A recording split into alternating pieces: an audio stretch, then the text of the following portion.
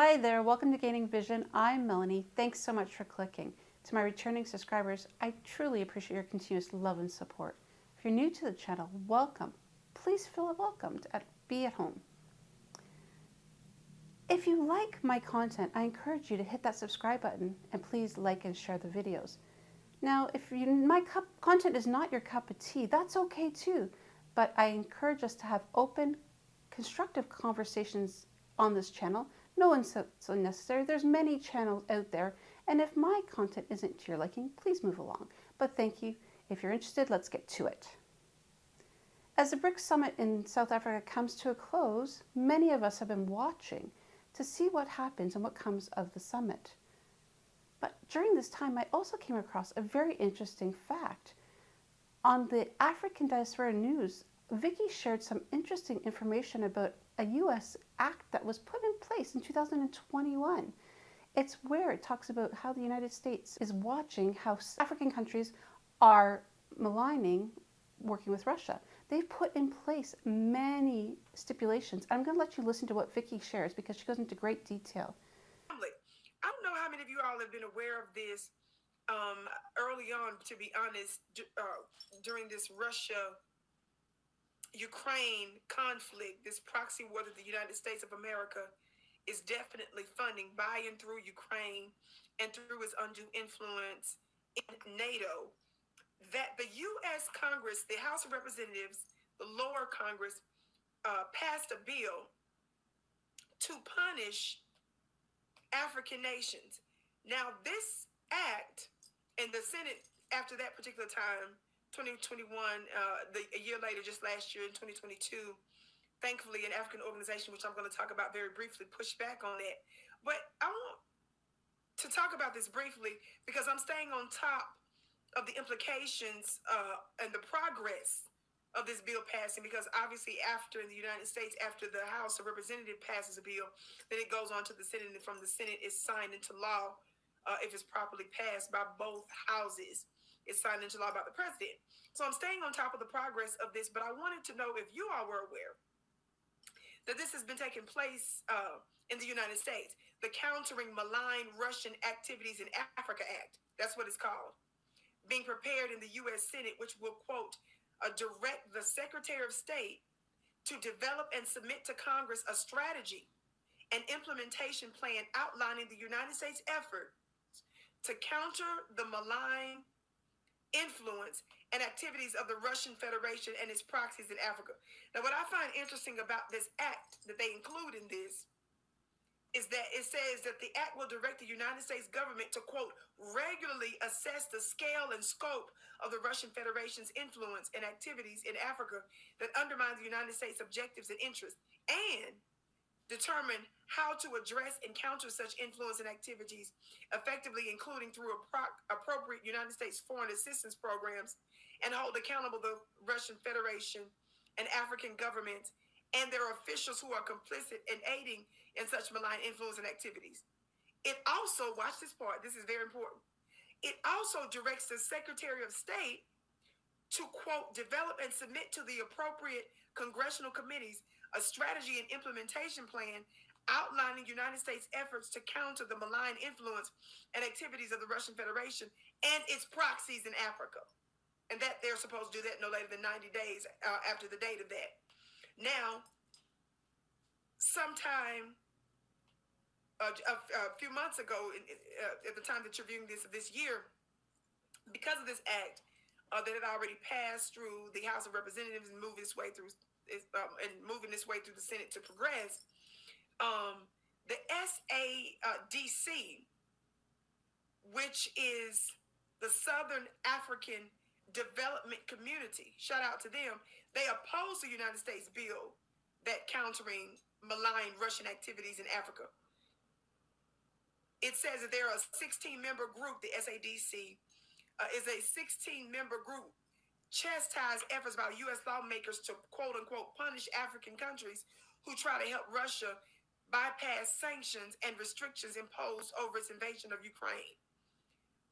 It goes on to talk a little bit more detail about this rejection and imposition of punishment by the United States against the African continent. It says the summit adopted the draft African Union Declaration on the USA proposed countering malign Russian activities in Africa Act and urged member states to communicate SADC's position and reaffirm the stance of non-alignment on conflicts outside the continent and the region at the multilateral forum. Now, family, it's very disturbing because this has been kept quiet in mainstream news that this took place pretty early on in the conflict. So they knew Africa was not, many of the states in Africa were unwilling to jump in and get in the middle of this Russia-Ukraine conflict.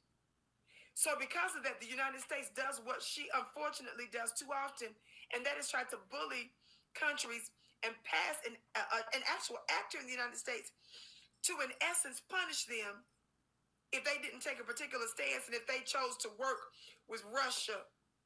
And this, to me, seems to indicate that they are allowed to basically spy and to watch what's going on there. I reported some months back here on the network that one of our ambassadors had to apologize for inappropriately accusing them of working with Russia, or supplying them with weapons. That's what it was. Found out that there was no substantial evidence or substantive evidence that would justify the black U.S. ambassador making that allegation.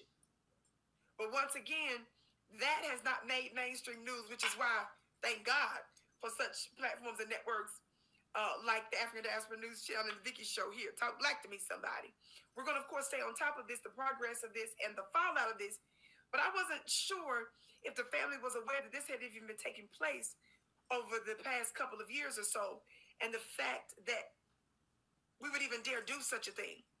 How can we show respect to other countries when we bully them, when we don't take on, when folks that we consider to be an enemy, if the other countries don't see them to be an enemy and treat them accordingly, we turn around and impose punitive actions against them? In my opinion, that's an absolute no. My name is Vicky Dillon. Of course, we're going to stay on top of this. Be sure to join my school at clubvicky.com, my metaphysical school. Your life will never be the same. Be sure to share this broadcast here. I could not believe this information that I was receiving from this channel. I feel informed. So thank you, Vicky, for sharing this, because I was not aware of this. Especially when Minister Pander shared several times the importance of the relationships that South Africa has with many different nations, including the developed North and the developing South. The importance of working together so that everybody gets what they need. How is it that the United States is able to bully African countries into doing what they think is right because they're making a relationship with countries that they don't align with? Is this something that's fair? I'm reminded of a video I saw of the minister saying to the U.S. ambassador that bullying is not something that they will tolerate in Africa. And she encourages other African leaders to go along with this line of thinking. So I really think we've got to rethink the multilateral system, ensure it's more fair, more open, transparent, and democratic. Yes, yeah, I hear you, but you know, the sort of rules-based and normative part of it does help keep things within some guardrails to a degree. No, absolutely. I mean, one wouldn't deny that there should be rules. Right, no. But it can't be that when it's this referee, that rule is okay, and then if it's a different referee, that rule, except for when it's countries with power.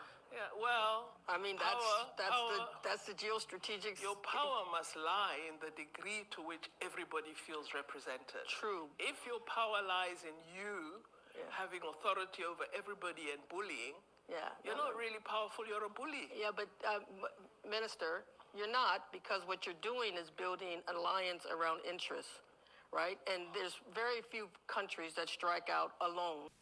Were you aware of this act? Do you think it has texture to it? I'm curious to hear your thoughts in the comments on that. But as well, during the BRICS Summit, I watched a video of an interview with the United Nations Secretary General done by SABC. And he shares that South Africa is a demonstration of diversity and unity, and how currently the global markets are very divided. Countries are all divided. I'm wondering, does he know about this act? because definitely this is looking at division. He hopes that they can work towards ensuring South Africa is used as an example of what the globe should work together to collaborate on. Now, for that, we need to rebuild trust. And indeed, we are in a low moment of trust. And the war in Ukraine is a factor that complicates it enormously. But one reason more for us to persist, and one reason more for us to explain that if South Africa was able, after apartheid and after what has happened in the past, South Africa was able to create a united society, we must be able to create a united world to face the challenges that are now threatening our future. I thought that was a beautiful sentiment, but definitely if countries are going to be bullying others to make their agendas seem fit, this will never happen. Were you paying attention to the BRICS summit? What were your thoughts? I'd love to hear your thoughts, and definitely let's talk about this act that the US has put in place. I'll be very interested to see how it comes to fruition over the coming days. I'm sure they were sitting on bated breath waiting to see what came out of the BRICS, and probably they were not impressed with the addition of the 6 new countries in the BRICS. So it's now 6 plus 6. I'm really excited to see what comes next and how South Africa will react to this new act as it comes up more often. Do me a favor, take a second, hit that notification button. That way you'll be notified each and every time I upload some new content. And until next time, let's have a conversation. I'd love to hear your thoughts and ideas on this topic, but remember, no insults allowed. Until next time, we'll see you later. Bye.